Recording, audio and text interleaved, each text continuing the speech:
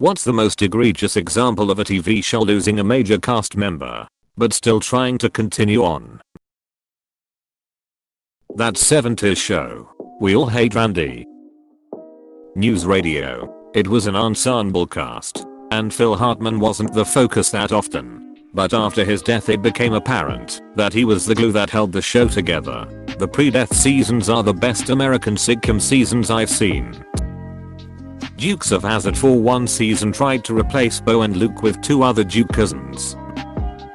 John Ritter. From 8 Simple Rules for Dating My Teenage Daughter. The main character died in the beginning of the second season. It's a family sitcom, but I remember liking it, and it was starting to build a bit of a following when it happened.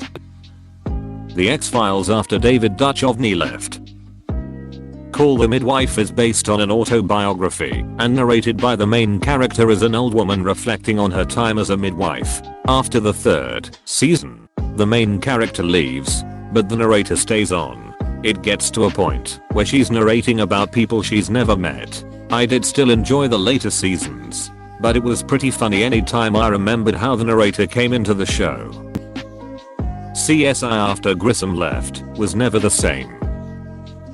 2.5 Men Walking Dead. Yes and yes. Although the latter was all about losing cast members, and some hurt WAAY more than others. Carl and Beth. Charlie Sheen absolutely carried 2.5 Men. I believe Doctor Who cracked that problem back in the 60s. Scrubs' final season was so bad that even Dr. Cox couldn't save it. The Simpsons really went downhill after Poochie left. Sliders, amazing concept, good first few seasons. They lost a cast member or two through the first few years, and then if I remember correctly they melted to characters. The O'Connell brothers I believe. So 1 episode 2 guys. Next episode, 1 guy pretending to be both. WTF. Hands down House of Cards. Told me that show was about Mark Green and the other people he worked with. Was it Dallas where they killed off a main character and the following season viewing figures dropped so badly that they brought him back? And the only way they could justify bringing back a character who had been killed was that the season he was dead was just all a dream. Yup. Turns out Bobby was taking a shower for a year. The Office comes to mind, though I enjoy the later seasons too. This is a one for me. I'm fine with folks enjoying the last few seasons, and I guarantee there's post-Carol episodes I enjoy as well, but by and large, it lost a lot of its magic without him.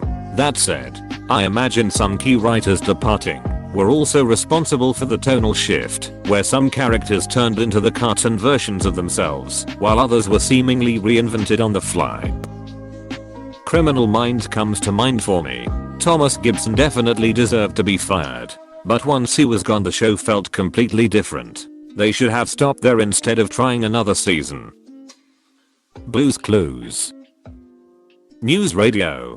John Lovitz did not fit in on the show. This was going to be my answer. Lovitz did what he could, but there was absolutely no replacing Phil Hartman. He absolutely anchored that show. It's actually kind of remarkable, given the talent and chemistry the rest of the cast had, to see how big the hole Hartman left was, and how drastically it changed the show.